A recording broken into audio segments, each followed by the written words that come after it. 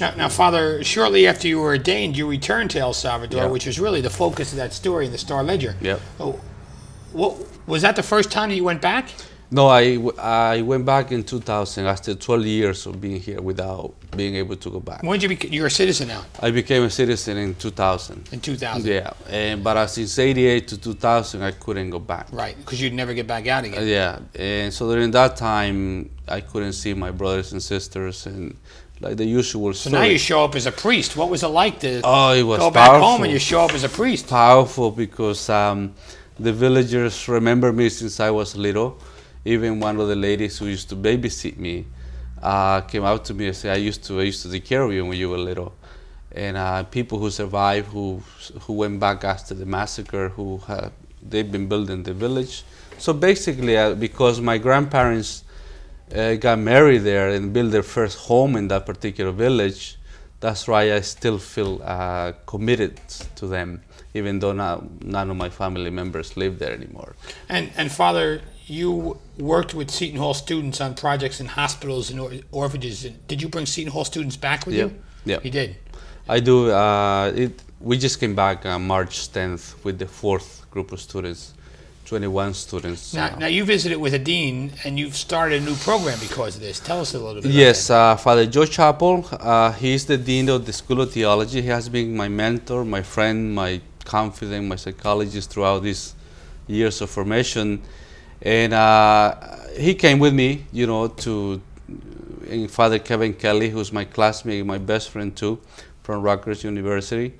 And he has been coming with the students along the way for the past 4 years. When I came as a seminarian, and he was the spiritual guru. We call him the spiritual guru of the trip. And now the two of us went with the students as priests. So he became really concerned about the orphanage that we support. We have an orphanage, a Catholic orphanage, which houses 80 orphans. So for the ones who turn 18, they don't have a chance to go to university.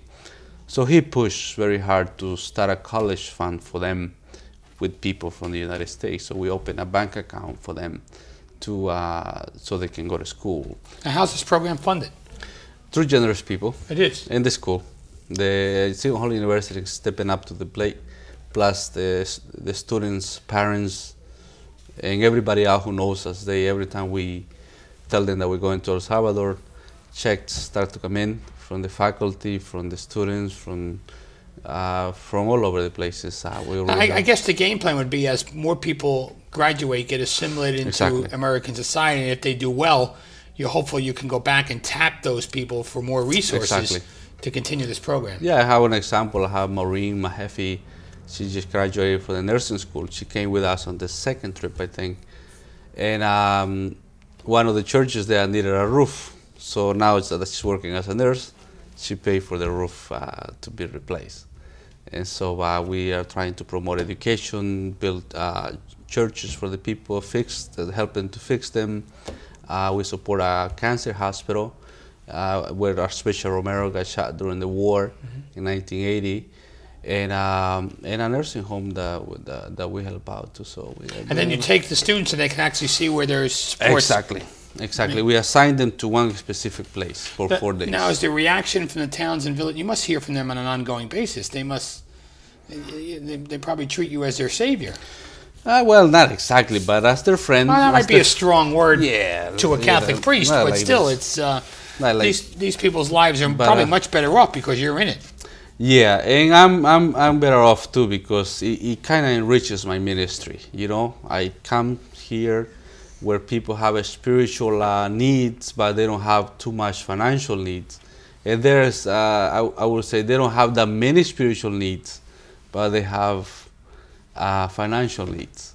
So it kind of balances it out. So what's the long-term goal of this program, Father? Definitely to help the orphans to finish college, to help as many villages as possible, and promote education in those villages, and to work together with any priest, sister. We work with the Carmelites, the Franciscans, Sisters of St. Vincent de Paul, and some other priests. We join into what they're doing there, so we don't have to reinvent the wheel. They just tell us what they need, and then we come back and. Now, in your role as a priest, are you getting involved with the immigrant community as well here in our city, and especially St. Mary's? Definitely. As a spiritual leader, I try to voice out the people that you see on bicycles or cutting grass or anything, that they are not terrorists. You know, that terrorists don't come through the border. That they come in first class, and we just come with nothing practically. You know, we just with the need to find a job and to work and help out. Especially, you know, when you see a gentleman riding a bike during the winter time, you have to picture a wife and 5 kids riding that bike too, because that wife and 5 kids depend on that man that's traveling, you know, who knows where to work for usually for nothing. So I try to be a voice for them in any way possible, to the ones I think for me and for anyone in a position to be the voice for anybody. That's our job, you know, to really take care of the people. So I try to support them in any way possible. Definitely to let the voice out to the people who do not understand that these are human beings who are trying to survive. Well, Father, you're absolutely right. I mean, this country is going through a great debate on the immigration status, and I think a lot of people who are making decisions forget that we are a nation of immigrants. Exactly. And if it was not for immigrants, we would not be the great country that we are. Exactly. And I think you're a classic example that this country needs to be slow and take their time on an immigration policy, because we need people like you in this country. I always said that I think people with a small heart are the ones who do not understand or do not want to understand the needs of the dishwasher or the busboy, the one who's cutting people's grass, or you fixing your roof, or I think it's just a matter of letting our hearts grow, you know, that this is it's a great country, you know, and any normal human being will do what these people are doing, trying to escape poverty. Especially in El Salvador, you pay $5 per gasoline, you know. So and this country complains about $2.50. Exactly, and a person makes $4 a day, you know, from 6 in the morning until 4 or 5 in the afternoon, and you can't survive with $4 a day. So, but that's basically, you know, on a voice, I let them know that the church is on their side. Father Jack Martin is an expert on this whole issue of immigrants. He just went to see somebody at the detention center who was taken out of his house in the middle of the night, you know, and with children and everything. Basically, we inflict, you know, immigration is inflicting fear on people. The argument right now in our parish is that a lot of them didn't come yesterday because they're fearful that they might get picked up, you know, by immigration. It's very sad.